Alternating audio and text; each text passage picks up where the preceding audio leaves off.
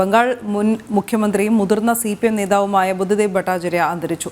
ശ്വാസ തടസ്സത്തെ തുടർന്ന് കൊൽക്കത്തയിൽ ചികിത്സയിലായിരുന്നു അദ്ദേഹം. 11 വർഷം തുടർച്ചയായി പശ്ചിമ ബംഗാൾ മുഖ്യമന്ത്രിയായിരുന്നു. ഗൗതം അനന്തനാരായണൻ വിശദാംശങ്ങൾ നൽകാനായി ചേരുന്നുണ്ട്. ഗൗതം, എപ്പോഴാണ് മരണം സംഭവിച്ചത്?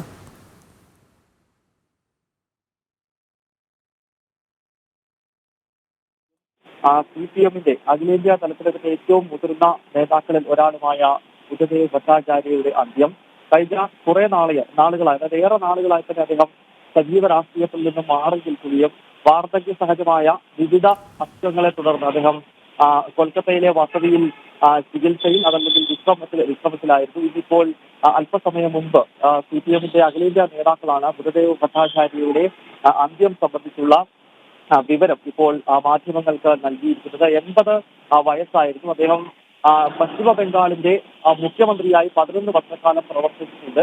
നമുക്കറിയാം, പശ്ചിമ ബംഗാൾ ഒരു കാലത്ത് CPIM-ന്റെ ശക്തി കേന്ദ്രമായിരുന്നു. 1977 മുതൽ 2011 വരെ ഏതാണ്ട് 37 വർഷക്കാലം തുടർച്ചയായി കമ്മ്യൂണിസ്റ്റ് പാർട്ടി ഓഫ് ഇന്ത്യ അധികാരത്തിലിരുന്ന ഒരു സംസ്ഥാനമാണ് പശ്ചിമ ബംഗാൾ. അവിടെ ആദ്യത്തെ മുഖ്യമന്ത്രി ജ്യോതി ബസു ആയിരുന്നു. 1977 മുതൽ 2000 നവംബർ മാസം വരെ ജ്യോതി ബസു പശ്ചിമ ബംഗാളിന്റെ മുഖ്യമന്ത്രിയായി തുടർന്നു. ഇന്ത്യയിലെ തന്നെ മൂന്നാമത്തെ ഏറ്റവും വലിയ ലോങ് ടൈം ചീഫ് മിനിസ്റ്റർമാരുടെ പട്ടികയിൽ ജ്യോതി ബസു ഉണ്ട്.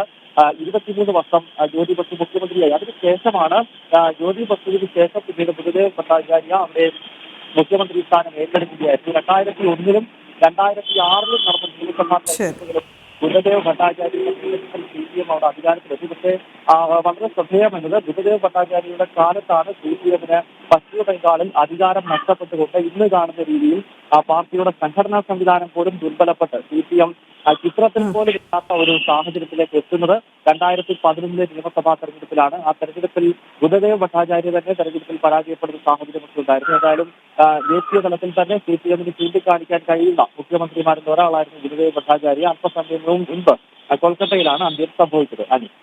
തീർച്ചയായും 2019 ശേഷം പൊതുപരിപാടികളിലൊന്നും അദ്ദേഹം ഉണ്ടായിരുന്നില്ല, വന്നിരുന്നില്ല. ഗൗതം ചൂണ്ടിക്കാട്ടിയ പോലെ തന്നെ ഏറെ കാലമായി അദ്ദേഹത്തിന് ഈ അസുഖമൊക്കെ അലട്ടിയിരുന്നു, അനാരോഗ്യം അലട്ടിയിരുന്നു.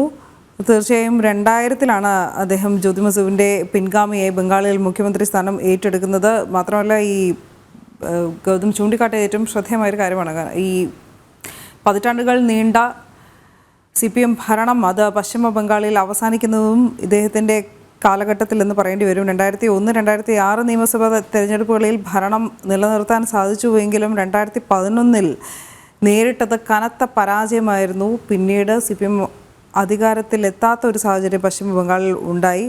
എന്തായാലും ഉത്തര കൊൽക്കത്തയിൽ 1944-ലായിരുന്നു ബുദ്ധദേവ് ഭട്ടാചാര്യയുടെ ജനനം. അദ്ദേഹം അനാരോഗ്യത്താൽ വലഞ്ഞിരുന്നു അവസാന നാളുകളിൽ. ഒടുവിൽ സ്വവസതിയിൽ വെച്ച് ഇന്ന് രാവിലെ അന്ത്യം സംഭവിക്കുകയായിരുന്നു.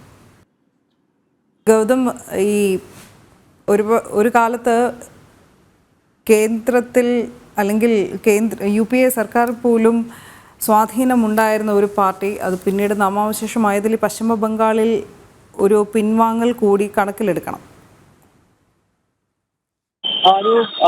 CPM-നെ സംബന്ധിച്ച് ജ്യോതി ബസു അവർക്ക് ഒരു അനിഷേധ്യ നേതാവാണ്. പക്ഷെ അതിന്റെ ഒരു മറുഭാഗം എന്നത് നേരത്തെ സൂചിപ്പിച്ചതുപോലെയാണ്.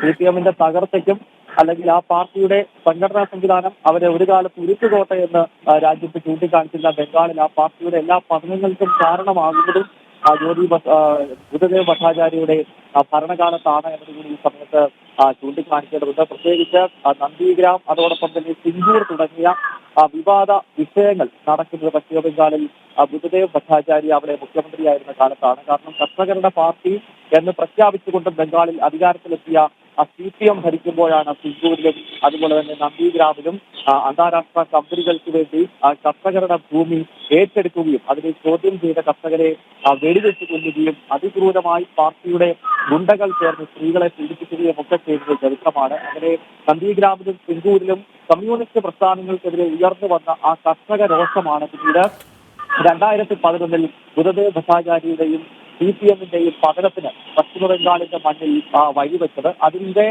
കാരണക്കാരൻ എന്ന രീതിയിൽ കൂടി ചൂണ്ടിക്കാണിക്കാൻ കഴിയുന്ന, അല്ലെങ്കിൽ അക്കാലത്ത് പാർട്ടിയെ നയിച്ചിരുന്ന, അല്ലെങ്കിൽ സംസ്ഥാനത്തെ മുഖ്യമന്ത്രി പദം അലങ്കരിച്ചിരുന്നത് ബുദ്ധദേവ് ഭട്ടാചാര്യയാണ്. അതിനാൽ ഭട്ടാചാര്യയ്ക്ക് പിന്നീടുള്ള നാളുകൾ അദ്ദേഹത്തിന്റെ രാഷ്ട്രീയ ജീവിതത്തിൽ തന്നെ അദ്ദേഹം വളരെ നിരാശനായിരുന്നു എന്നാണ് ബുദ്ധദേവുമായി ബന്ധപ്പെട്ട അടുത്ത വൃത്തങ്ങൾ എപ്പോഴും സൂചിപ്പിക്കാറുള്ളത്. കാരണം 1977 മുതൽ കമ്മ്യൂണിസ്റ്റ് പ്രസ്ഥാനങ്ങൾക്ക് തുടർച്ചയായി ഭരണം ലഭിച്ച ഒരു സംസ്ഥാനത്ത് ആ ഭരണകാലഘട്ടങ്ങളിലൊന്നും കാര്യമായി ചെയ്യാൻ സാധിക്കില്ല. പിന്നീട് കർഷകരുടെ പേരിൽ അധികാരത്തിലേറിയ ഒരു പ്രസ്ഥാനത്തെ കർഷകർ തന്നെ അധികാരത്തിൽ നിന്ന് ഇറക്കിവിടുന്ന പശ്ചാത്തലം, നന്ദിഗ്രാമിന്റെയും സിംഗൂരിന്റെയും ചരിത്രം കർഷക സമരത്തിന്റെ ചരിത്രമാണ്. അവിടെ കമ്മ്യൂണിസ്റ്റ് പ്രസ്ഥാനത്തിന്റെ നേതാക്കൾ അവിടുത്തെ കർഷകർക്കെതിരെ നടത്തിയ അതിക്രൂരമായ ഭരണകൂട ഭീകരതയുടെ കഥകൾ, ഇതെല്ലാം പശ്ചിമബംഗാളിലെ CPM പതനത്തിന്റെ യഥാർത്ഥ കാരണങ്ങളായിരുന്നു. ആ കാലത്ത് സംസ്ഥാനത്ത് മുഖ്യമന്ത്രി പദത്തിൽ ഇരുന്ന വ്യക്തി കൂടിയാണ്. തീർച്ചയായും 2 പതിറ്റാണ്ടിലേറെ കാലം മന്ത്രിയായിരുന്ന 11 വർഷക്കാലം പശ്ചിമ ബംഗാൾ മുഖ്യമന്ത്രിയായിരുന്ന ബുദ്ധദേവ് ഭട്ടാചാര്യ അന്തരിച്ചിരിക്കുകയാണ്.